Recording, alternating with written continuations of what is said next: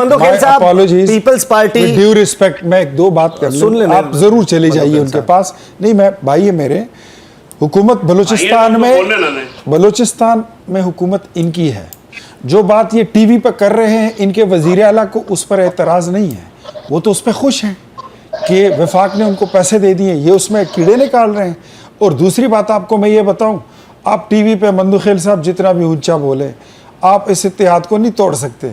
ये इत्तेहाद बड़ों का बनाया हुआ इत्तेहाद है। जहां पर भी बात होगी आसिफ अली जरदारी और वजीर आजम साहब और हमारे रहबर नवाज शरीफ साहब बात कर लेंगे, बिलावल भुट्टो साहब बैठ जाएंगे। आप इसको न जोड़ सकते हैं और ना आप तोड़ सकते हैं। हमारी और आपकी मंदोखेल साहब, आप लोगों की तो अथॉरिटी चैलेंज कर दी। वो कहते हैं नहरें बने ना बने। मंदोखेल साहब क्या कह रहे हैं, सूबे में पीटीए पीपल्स पार्टी के लीडर क्या कह रहे हैं, ये मैटर नहीं करता, ये बड़े फैसले कर चुके हैं, लिहाजा सब इसी तनख्वाह पे काम करेंगे। अब ये खुद अपने आप को फैसल वाड़ा और मुस्तफा कमाल का शो कर रहे हैं, तो मैं इसमें मैं क्या कह सकता हूँ ना। बात ये होता ना, हम तो सियासी बात करेंगे, हम तो कहते हैं फैसले सियासी होते हैं, हम तो कहते हैं, अब मुझे बोलने देना, हम तो कहते हैं वजीर आजम ने 9 बजे पेट्रोल कम करने का ऐलान किया, 1 बजे किसने कहा उनको, ये खुद साबित कर रहे हैं कि हुकूमत कौन चला रहा है। बड़े मीन्स मैं बड़े लीडरों की बात की है। अब सवाल ये बड़े पता नहीं किसको कहते हैं। नहीं आप बोलिए, ये दरमियान में कमेंट कर रहे हैं, बोलिए मंदोखेल साहब। दूसरी बात, आपने नेहरू की बात की है, मैं एक चीज बताऊं, आज सिंध में जितनी भी ओकला है हर बार ने किए, और वो पंजाब और सिंध का रास्ता आज रात रोक रहे, ब्लॉक कर रहे हैं। और उस वक्त तक जब हुकूमत ये ऐलान नहीं करेंगी इस नेहरू का, ये आज की खबर बता रहा हूँ आपको, ठीक है। अभी ओकला रवाना हो गए मुख्तलिफ शहरों से। नंबर एक बात, कल बिलावल भुट्टो साहब के हैदराबाद में जलसा है 8:30-9 बजे, इंशाल्लाह आप भी लाइव देखेंगे, मैं वहां बैठ के देखूंगा, तो आपको फिर बिलावल भुट्टो साहब का फैसला आपको नजर आ जाएगा, वो क्या कहते हैं। बार बार हम आपको तनबीह करते हैं, बार बार हम आपसे रिक्वेस्ट करते हैं, बार बार हम आप कहते हैं कि बाबा ये पेट्रोल की कीमत नहीं है कि आप किसी के कहने पे, ये हमारी मौत और जिंदगी का सवाल है। यहाँ पे आपने सिंध की, आपने बलूचिस्तान की जो नजरअंदाज की है, आप कह रहे वज़ीर आला जो ना एतराज नहीं कर रहा है, भाई वज़ीर आला बेचारा क्या करेगा, वो अपनी रिसोर्सेज से सूबे को चला रहे हैं। आप जो वफाक अपने आप को कहते हो और आप जो टैक्स कलेक्ट करते हो सूबों से, तो आपको भीख नहीं दे रहे हो, आप उनका हक भी पूरा नहीं दे रहे हो। तो वज़ीर आला तो बेचारा खुश होगा आप 2 रुपए दे, हम तो सिंध में खुश होंगे कि आपका सिंध में कोई प्रोजेक्ट मुस्लिम लीग नून का आ जाए तो हम भी खुश हो जाए, हम भी लोगों से फख्र से कह सकते हैं कि हाँ जी, हमने जिसको सपोर्ट किए उन्होंने सिंध में इतनी दूध की नहरें बहा ली। वो तो आपको नजर नहीं आ रहा है। बाकी जो आप नहरों की बात कर रहे हैं, ये चीज याद रखना, ये बात अभी हमारे बड़ों के हाथ से भी याद निकल चुकी है। ये अभी वर्कर के हाथ में ये बात आ गई है कि ये नहरें नहीं बनेगी। आपको 4 अप्रैल के जलसा याद नहीं होगा, मैं तो वहां बैठा देख रहा था, पूरे पब्लिक एहतजाज करी थी बिलावल भुट्टो साहब से कि नहरों के ऊपर बात कर ले। और कल आप देखेंगे, कल वही सूरत-ए-हाल होगी, बल्कि उससे ज्यादा सख्त सूरत-ए-हाल होगी।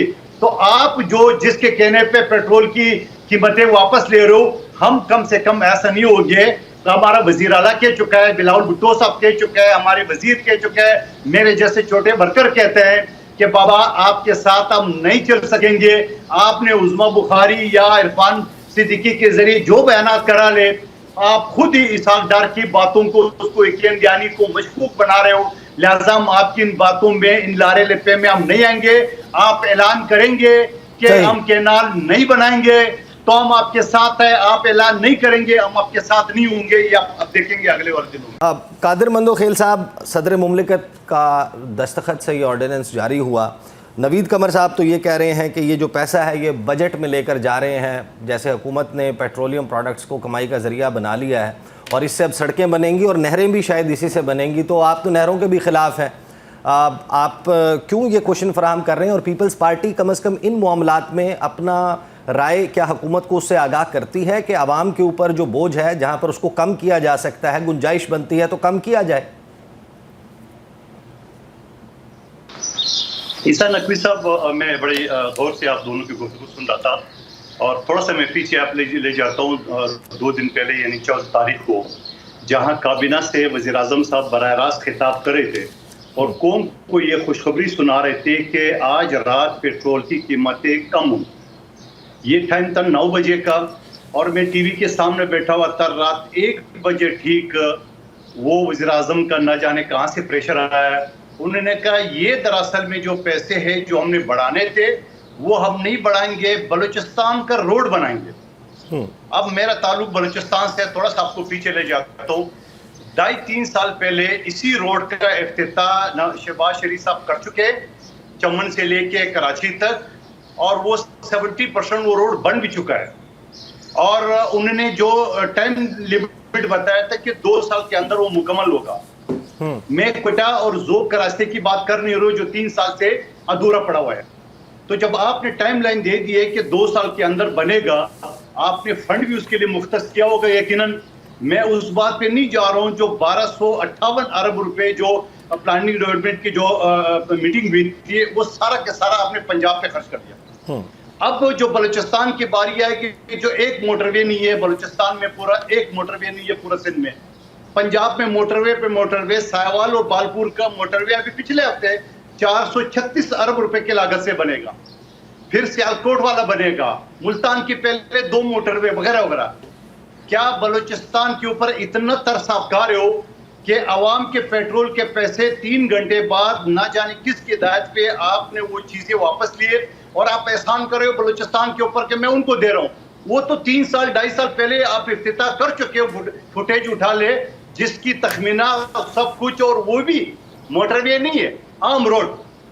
آج پھر اسے اچھا چلو میں دوسری اس کو بھی چھوڑ دیتا ہوں. ابھی آپ گفتگو میں یہ فرما رہے تھے کہ یہ پیٹرول کی قیمتیں کم کرنی تھی, وہ بلوچستان پہ احسان کر رہے تھے, اس کو دے رہے تھے. حالانکہ بلوچستان کی معدنیات پہ, پختونخوا کی معدنیات پہ ان کی پورا نظر ہے, اس کو لوٹ کے چھوڑیں گے, اس کے بغیر نہیں کریں گے جو ان کی پلاننگ ہے. لیکن اگر کل پیٹرول, آپ والا سوال, کل پیٹرول کون لوٹ کے چھوڑیں گے؟ بلوچستان اور روڈ نہیں بنے گا. بلوچستان کے جو لوگ ہیں جس پہ آپ احسان کر رہے ہو وہ روڈ نہیں بنے گا. تو سوال یہ کہ کچھ اس طرح باتیں کرے کہ کوئی منطق بھی ہو, کوئی سوچ بھی ہو, کوئی انسان کو. یہ عام لوگ گھاس نہیں کھاتے, ٹی وی کے سامنے بیٹھے ہیں, عام لوگ گھاس نہیں کھاتے. یہ سب کیلکولیشن کو پتہ ہے جو میں آپ کے سامنے بیان کر رہا ہوں. نہیں تو مندوخیل صاحب, روڈ کو آپ بنا رکھے, فنڈ آپ نے کہاں سے رکھا؟ نہیں تو مندوخیل صاحب تو آصف علی زرداری صاحب اس آرڈیننس پر دستخط نہ کرتے اور آپ ان حکومت کو کہتے کہ جائیں پارلیمنٹ سے اس کو پاس کرائیں, فائنانس بل لے آئیں, منی بجٹ لائیں اور آپ کر لیں جو کرنا ہے.